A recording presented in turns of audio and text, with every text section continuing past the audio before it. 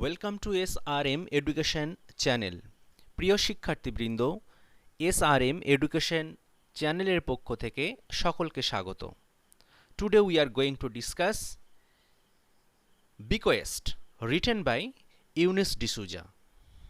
Eunice D'Souza was an Indian English language poet, literary critic and novelist.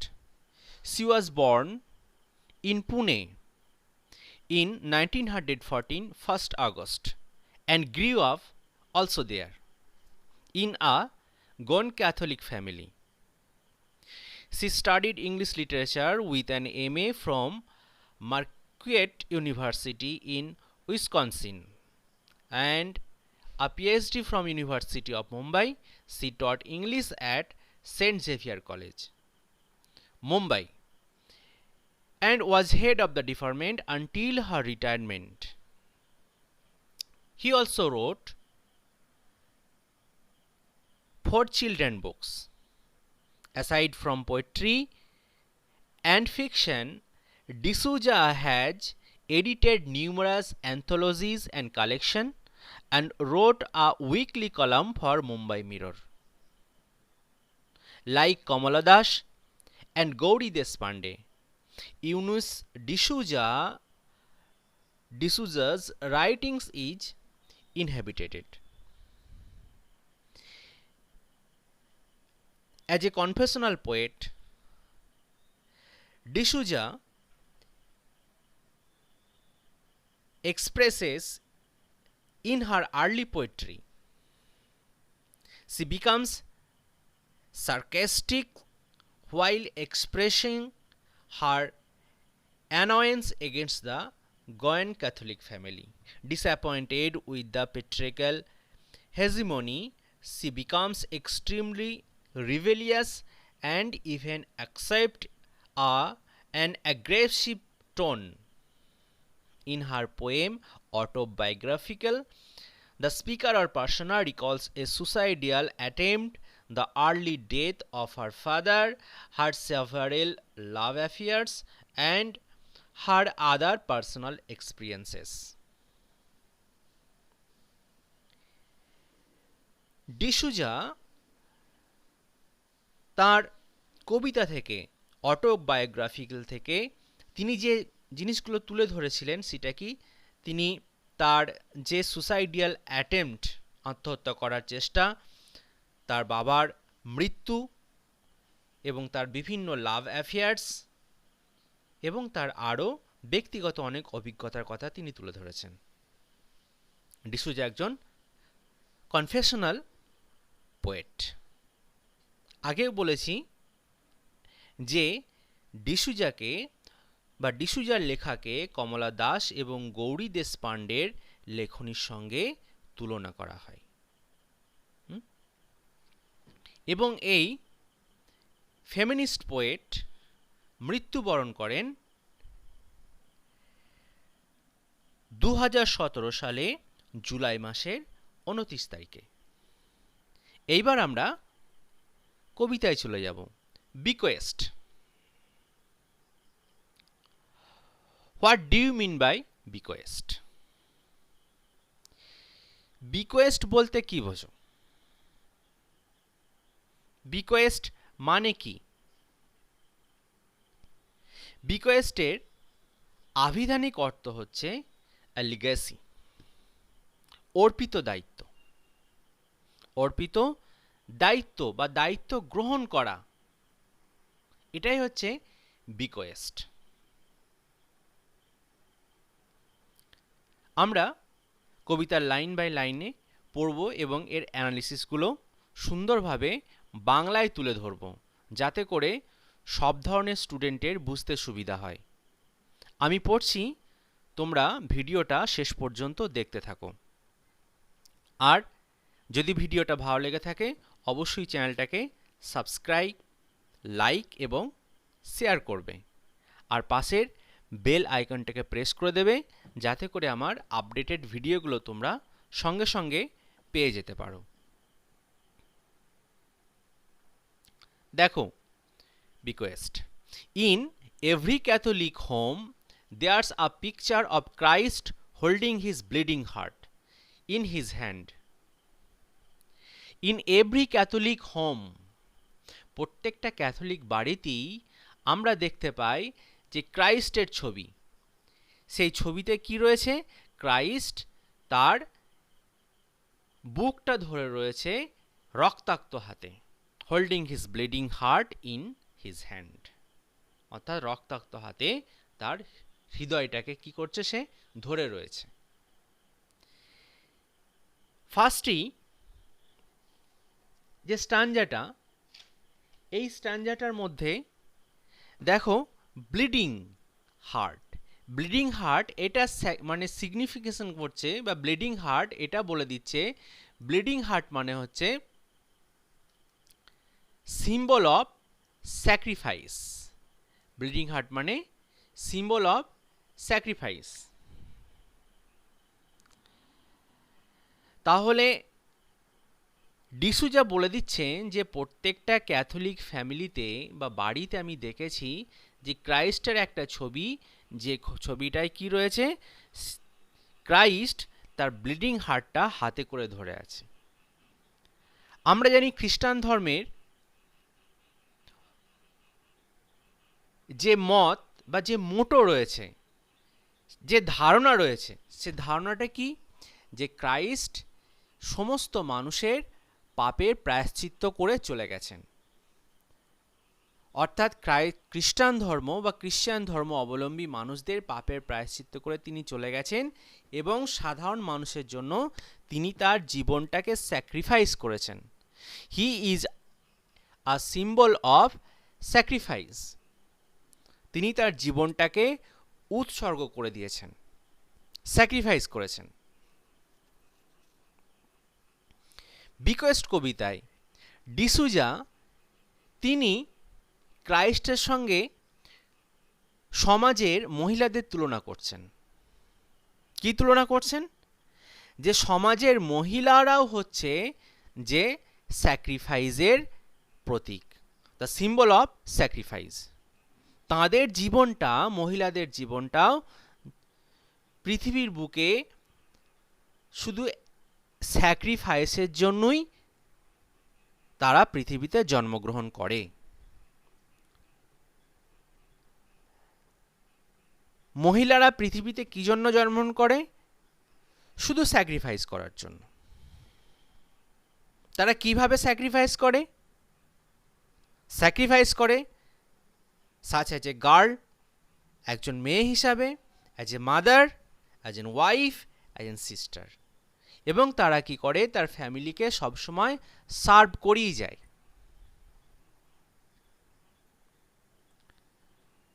এই জিনিসটা দেখো, যে জিনিসটা এখানে বলা হলো এই 3টে লাইনে, যে প্রত্যেকটা ক্যাথলিক ফ্যামিলিতে ক্রাইস্টের একটা সিম্বল রয়েছে বা ছবি রয়েছে, তিনি রক্তাক্ত হাতটাকে, হৃদয়টাকে ধরে রয়েছে তার হাতের দ্বারা।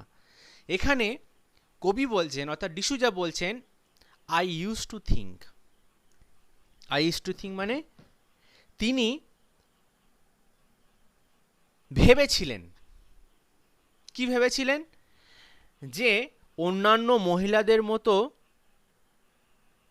সমাজে তাকেও স্যাক্রিফাইস করতে হবে। আই ইউজ টু থিঙ্ক, কবি ভেবেছিলেন তিনি অন্যান্য মহিলাদের মতো সমাজে স্যাক্রিফাইস করবেন। তারপরেই কমা দিয়ে দেখো একটা ইন্টারজেকশন দিয়েছে, আহ। তিনি একটা বিরক্তি প্রকাশ করছেন, আহ। এই বিরক্তি প্রকাশটাই একদম শেষ দুটো স্ট্যানজা থেকে এই বিরক্তি প্রকাশের মুক্তিটা তিনি, অর্থাৎ মুক্তির উপায়টা তিনি বলে দেবেন। ফার্স্ট স্ট্যানজায় এই যে আহ শব্দটা তিনি ব্যবহার করেছেন, একদম লাস্ট দুটো স্ট্যানজা, এই দুটো স্ট্যানজা তিনি আহ থেকে মুক্তি পাওয়ার উপায় বলে দেবেন। এই দুটো স্ট্যানজার ওই যে মুক্তি পাওয়ার উপায়টা তিনি বলবেন। তাহলে প্রথম দুটো স্ট্যানজা, প্রথম 3টে স্ট্যানজা কি করছে? কবিতার শুরুতেই ধর্মীয়, তারপর মহিলাদের সামাজিক স্যাক্রিফাইসের কথা বলছেন। তাহলে প্রথম তিনটে স্ট্যান্জাতে পুরুষ শাসিত সমাজে মহিলাদের অবস্থানের কথা বলছেন, আর শেষ দুটো স্ট্যান্জায় তিনি কি বলবেন? তিনি বলবেন যে এই পুরুষ শাসিত সমাজ থেকে কিভাবে মুক্তি লাভ করবে বা মুক্তি লাভ করার উপায় কি, তিনি এটা আলোচনা করবেন। আমি কবিতাটা প্রথমে ক্লিয়ার করি, তারপর আমি আসছি। তাহলে দেখো এখানে প্রথমে কি বললেন, যে ক্রাইস্টের সিম্বলটা ব্লিডিং হার্ট মানে স্যাক্রিফাইস করা, তিনি এটাই ভেবেছিলেন হয়তো প্রত্যেক মহিলাকে এটাই করতে হবে, এবং তিনিও তা করবেন। The only person, next স্ট্যাঞ্জা দেখো, the only person with whom I have not exchanged confidences is my hairdresser. The only person with whom, ওই মানুষটা বা ওই ব্যক্তিটা যার সঙ্গে কি করিনি, I have not exchanged confidences, কি করেনি, সে তার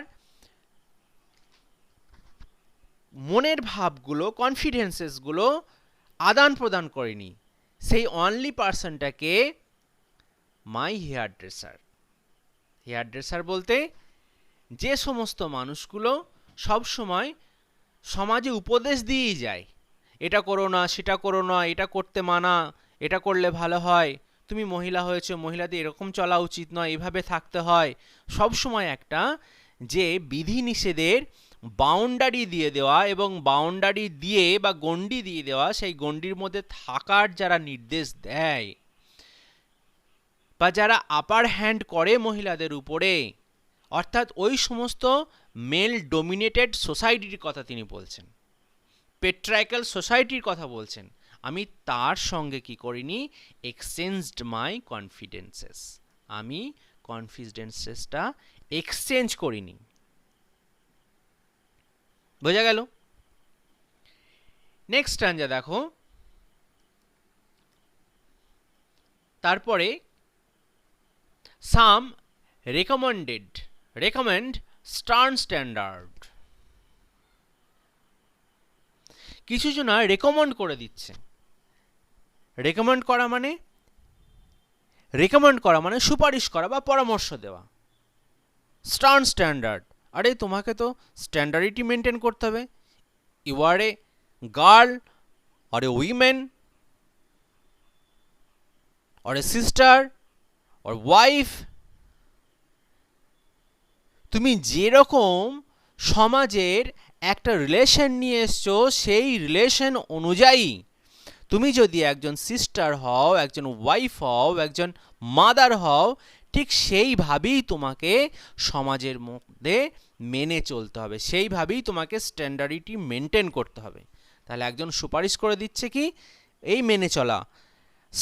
স্টার্ন মানে হচ্ছে কঠোর, স্টার্ন মানে কি বললাম, কঠোর। স্টার্নটাকে আরও ভালোভাবে বোঝার জন্য, স্টার্ন হচ্ছে serious and unrelenting, specially in the assertion of authority and exercise of discipline.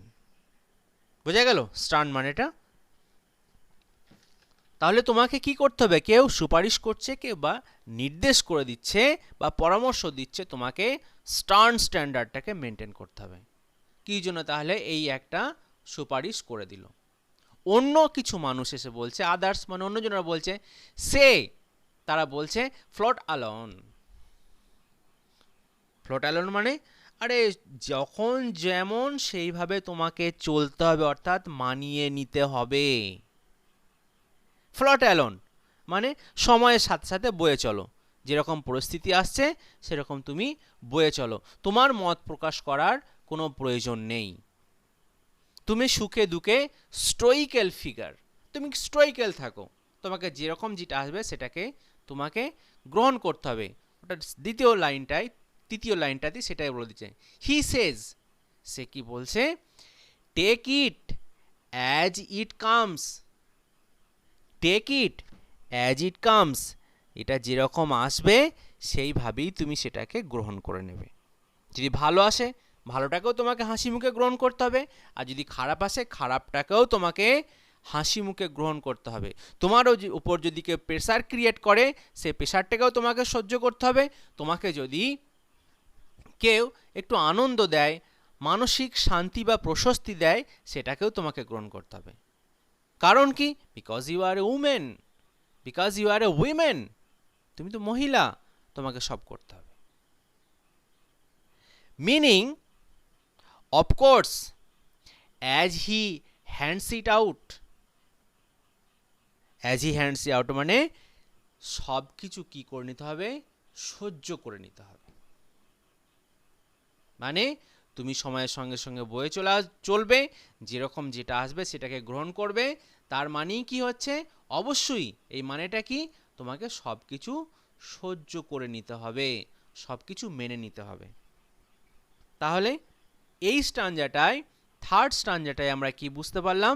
Third স্ট্যাঞ্জাটা এটা বুঝতে পারলাম যে women have no freedom and have no autonomous identity. They are always seen in relation to others, such as girl, mother, wife, etc. এই স্ট্যাঞ্জাটার main কথা হচ্ছে যে এটাই, যে woman cannot live her life the way she wants. She has to live the way she is asked to live. She has to live the way she is asked to live. এই স্ট্যাঞ্জাটার মানে হচ্ছে এটাই। এরপর আমরা পরের স্ট্যাঞ্জায় চলে যাব। দেখো, এই স্ট্যাঞ্জা দুটোই ডিসুজা বলে দেবেন যে কিভাবে পুরুষতান্ত্রিক সমাজ থেকে বেরিয়ে আসতে হয়, তিনি এটা বলবেন। দেখে নাও, তিনি বলছেন, আই উইশ মানে ইচ্ছা প্রকাশ করছে, I could B a wise woman, আমি যদি একটি বুদ্ধিমান মহিলা হতাম। বুদ্ধিমান মহিলারা কারা? তিনি বলছেন, দেখো, ওরাই হচ্ছে বুদ্ধিমান মহিলা। কারা? স্মাইলিং এন্ডলেসলি, যারা সব কিছু সবসময় হাসে, অর্থাৎ সব কিছু হাসি মুখে গ্রহণ করে। ভ্যাকুয়াসলি লাইক এ প্লাস্টিক ফ্লাওয়ার, ভ্যাকুয়াসলি একটি তুচ্ছ প্লাস্টিক ফুলের মতো। তাহলে দেখো, তার মতে তিনি বলতে যাচ্ছেন ওয়াইজ ওমেনরা কারা? সমাজের বুকে ওয়াইজ ওমেন ওরাই, ওয়াইজ উইমেন ওরাই। কারা? যারা সব কিছু হাসি মুখে গ্রহণ করে বা সব সময় হাসে, এবং তারা ঠিক যেন একটা তুচ্ছ প্লাস্টিকের ফুলের মতো। ব্রেনহীন, ব্রেনহীনটা কার মতে? ব্রেনহীনটা হচ্ছে ডিসুজার মতে, আর সমাজের বুকে তারা হচ্ছে ওয়াইজ। তাহলে দুটো ভাগ দেখো, ডিসুজার মতে ওই সমস্ত মহিলারা হচ্ছে বোকা, অন্তঃসার শূন্য, ঠিক প্লাস্টিকের ফুলের মতো। কিন্তু সমাজের পুরুষতান্ত্রিক সমাজের পুরুষদের মতে ওই মহিলারা হচ্ছে ওয়াইজ। বুঝতে পারলে? তাহলে ওয়াইজ ওম্যানটা কি বলবে? সব কিছু গ্রহণ করবে, হাসি মুখে গ্রহণ করবে, প্লাস্টিকের ফুলের মতো, মানে একদম তুচ্ছ একটা ফুল, যখন যেরকম রাখা হবে সেরকম থাকবে। Lifelessness of women has been highlighted by the poet, she is like a puppet in the patriarchal society. এবং তারা বলবে, সে চাইল্ড, তার অধীনস্থদেরকে, তার ছোটদেরকে বা বাচ্চাদেরকে বলবে, লার্ন ফ্রম মি, আমার কাছ থেকে শেখো, দেখছো না আমি কিরকম থাকি, আমাকে দেখে শেখো, এরকম কথা বলবে। অথচ ডিসুজা কি বলছেন? যে এই মহিলাগুলো যারা সব কিছু গ্রহণ করে নেয়, তারা তো প্লাস্টিক ফ্লাওয়ার, তারা প্রকৃত ফুল নয়। বোঝা গেল স্ট্যাঞ্জাটা? নেক্সট স্ট্যাঞ্জায় দেখো, it's time to perform an act of charity to myself. It's time to perform, it's time to perform মানে এখন সময় হয়েছে অ্যান অ্যাক্ট অফ চ্যারিটি, বদান্যতা দেখাবার, টু মাইসেলফ, কাকে? আমাকে। তার মানে আর নয়, অনেক হয়েছে, এবার আমার জন্য বদান্যতা দেখাবো। কার জন্য? আমার নিজের জন্য। যা করেছি আর নয়, এবার আমি আমার নিজের জন্য যা করব নিজের জন্য। bequeath the heart. bequeath the heart like a spare kidney, preferably to an enemy. এখানে স্পেয়ার মানে হচ্ছে অতিরিক্ত বা অ্যাডিশনাল। স্পেয়ার মানে অতিরিক্ত বা অ্যাডিশনাল। তাহলে it's time to perform an act of charity to myself. অনেক হয়েছে, এবার কি করব? আমি আমার নিজের জন্য বদান্যতা দেখাবো।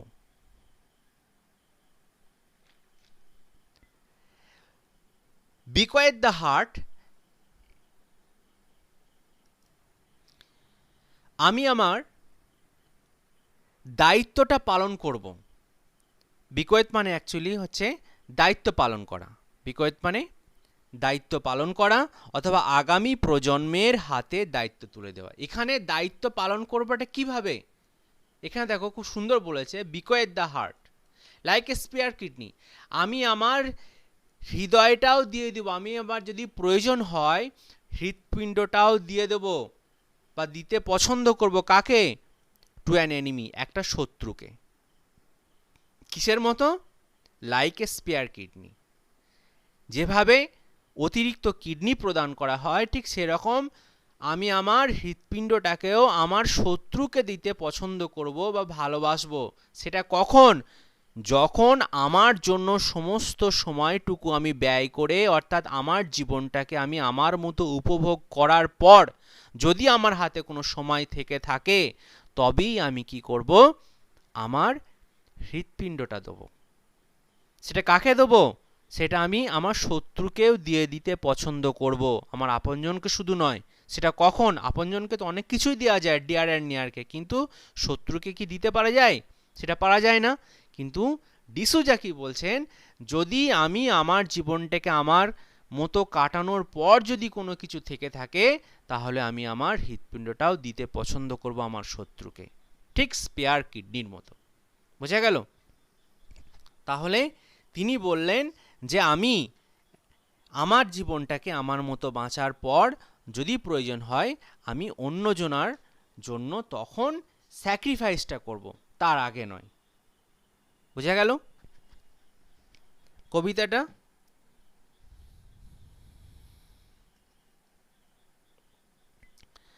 আশা করছি তোমরা সকলেই বুঝতে পেরেছো এবং একটু লেন্দি হয়ে গেছে কবিতাটা। এখানেই আমার এক্সপ্লানেশন বা অ্যানোটেশন আমি এখানেই কমপ্লিট করলাম। Thank you for watching my video.